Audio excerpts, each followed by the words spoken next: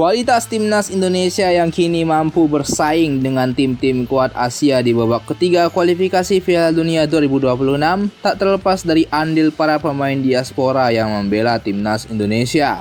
Mereka yang berkarir di Eropa, terutama pemain-pemain dari Belanda, telah memberikan dampak yang signifikan terhadap kualitas timnas sepak bola Indonesia.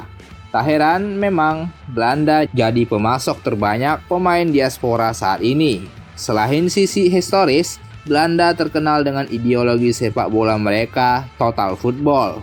Belanda pun menjadi tim yang selalu difavoritkan setiap ajang turnamen dunia atau Eropa digelar. Berbicara timnas Belanda, beberapa punggawa Garuda ternyata banyak yang merupakan alumni dari skuad timnas Belanda kelompok umur. Bisa dibilang tim Young Orange menjadi akademi dadakan bagi timnas Indonesia buat bisa memetik pemain-pemain berbakat berdarah Indonesia. Lantas, siapa sajakah pemain diaspora yang pernah berseragam timnas Indonesia? Sandy Walsh. Sandy Walsh, pemain belakang yang kini memperkuat Kevin McHallen, menjadi sosok penting bagi lini pertahanan Indonesia. Sebelum membela Indonesia, Sandy sudah malang melintang di timnas Belanda kelompok umur rentang 2009 hingga 2014. Ia masuk ke dalam skuad Belanda mulai dari U15 hingga U20 dengan total keseluruhan 28 pertandingan dan mencetak 1 gol. Ia tercatat juga menjadi bagian dari skuad Belanda U17 yang memenangkan Euro U17 2012. Uniknya, ketika itu ia juga satu skuad dengan Tom Haye yang kini juga menjadi rekannya di skuad Garuda. Sejak debutnya bersama timnas Indonesia pada September 2023, Walsh telah mencatatkan 17 caps dan mencetak 2 gol, menjadikannya salah satu bek paling berpengaruh di timnas Indonesia. Tom Haye, pemain berusia 30 tahun yang kini membela Elmer City. Tom memiliki jumlah penampilan yang cukup banyak saat berseragam Young Orange. Rentang tahun 2009 hingga 2015, Tom Haye rutin dipanggil ke timnas Belanda kelompok umur mulai dari U15 hingga U21. Dengan total mencapai 46 pertandingan dan berhasil melesakkan 5 gol. Tom Haye tercatat juga memiliki prestasi 2 kali menjuarai Euro U17 bersama Belanda pada 2011 dan 2012. Haye kemudian naik ke tingkat U19 hingga U22. Walau memiliki pengalaman yang mumpuni, kesempatan tampil di timnas senior Belanda tak kunjung datang buat Tom Haye, sehingga ia memilih membela Indonesia. Dengan kemampuan teknik dan pengalamannya, Haye kini menjadi salah satu gelandang kunci di bawah bimbingan Shin Tae-yong. Tercatat mulai debutnya bersama Garuda pada Maret 2024, Tom Haye sudah mencicipi 9 caps dan mencetak 2 gol. Maarten Paes, kiper Maarten Paes menambah kekuatan di bawah Mister Gawang Indonesia. Paes yang sebelumnya bermain untuk FC Utrecht dan kini bergabung dengan FC Dallas, pernah menjadi bagian dari timnas Belanda U21 dalam Euro U21 2021. Tercatat, Paes pernah dipanggil Belanda U19 mulai dari U21 pada 2016 hingga 2019 dengan catatan 10 pertandingan. Menilik catatan prestasi yang solid, Paes kini menjadi andalan dalam menjaga gawang timnas Indonesia dan diharapkan dapat terus berkontribusi dalam laga internasional mendatang.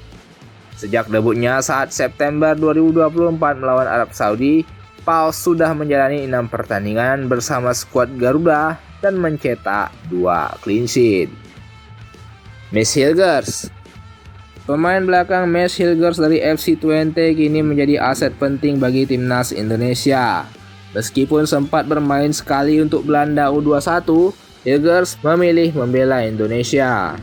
Keputusannya menuai perhatian, mengingat Hilgers dipandang memiliki potensi untuk dipanggil ke tim senior Belanda. Namun dedikasinya kini tertuju pada timnas Indonesia, memperkuat lini pertahanan dengan gaya bermainnya yang tangguh dan disiplin. Mads telah menjalani 2 caps bersama timnas Indonesia pada Oktober 2024 lalu. Kevin Dix. Kevin Dix yang saat ini memperkuat FC Copenhagen menjadi nama penting dalam daftar pemain diaspora timnas Indonesia. Sebelumnya, Dix bermain untuk timnas Belanda U19, U20 hingga U21 dengan total 16 caps di berbagai level usia. Kevin sempat satu tim dengan Martin Pas di skuad Belanda U21. Kevin Dix dinilai memiliki pengalaman dan pemahaman permainan yang luar biasa oleh pelatih Sintayong. Bagaimana tidak, ia berada di usia emas pesepak bola dengan penampilan di berbagai ajang Eropa seperti Liga Champions dan Liga Conference Eropa. Dengan ketangguhan fisik dan pengalamannya di kancah benua biru, Dix menjadi bagian penting dari lini pertahanan Indonesia. Kevin sendiri sudah menjalani debut bersama skuad Garuda saat melawan Jepang pada November lalu. Justin Hubner. Justin Hubner adalah salah satu pemain muda yang baru menjalani debut di timnas Indonesia pada Januari 2024. Sebelumnya, Hubner menjadi pemain kunci untuk timnas Belanda U19 hingga U20 dengan catatan total 8 penampilan pada 2021 hingga 2023. Meskipun sempat diproyeksikan sebagai calon pemain senior Belanda, Hubner memilih untuk membela Indonesia dan saat ini telah mencatatkan 12 caps. Calvin Verdong, bek kiri yang kini memperkuat NEC Nijmegen menjadi andalan baru di timnas Indonesia. Sang pemain yang selalu konsisten tampil bagus dan dianggap masuk jajaran bek terbaik di Eredivisie. Verdong sendiri sudah kenyang pengalaman di timnas Belanda kelompok umur. Tercatat ia pernah membela Belanda di level junior mulai dari U15 hingga U21 dengan total 54 caps. Sejak debutnya melawan Filipina pada Juni 2024, Verdong kerap menjadi pilihan utama dan telah merambah soliditas lini belakang. Ivar Jenner. Ivar Jenner, gelandang berusia 20 tahun dari Utrecht, dianggap sebagai talenta masa depan timnas Indonesia. Jenner sebelumnya tampil untuk timnas Belanda U15 dan saat ini telah bermain untuk timnas Indonesia dengan telah mengumpulkan 15 caps. Dengan usia yang masih sangat muda, Jenner memiliki potensi untuk berkembang dan meraih prestasi bersama timnas Indonesia di level internasional. Ole Romeni merupakan pemain berposisi penyerang yang bisa menjadi solusi dari lini depan timnas Indonesia yang masih sulit mencetak gol. Pernah merumput bersama timnas Belanda kelompok umur mulai dari U15 hingga U20 dengan total 9 penampilan dan melesakkan 1 gol. Kedatangan Ole diharapkan bisa menjadi pendobrak daya lini serang skuad Garuda menghadapi sisa pertandingan penting di ronde ketiga kualifikasi Piala Dunia.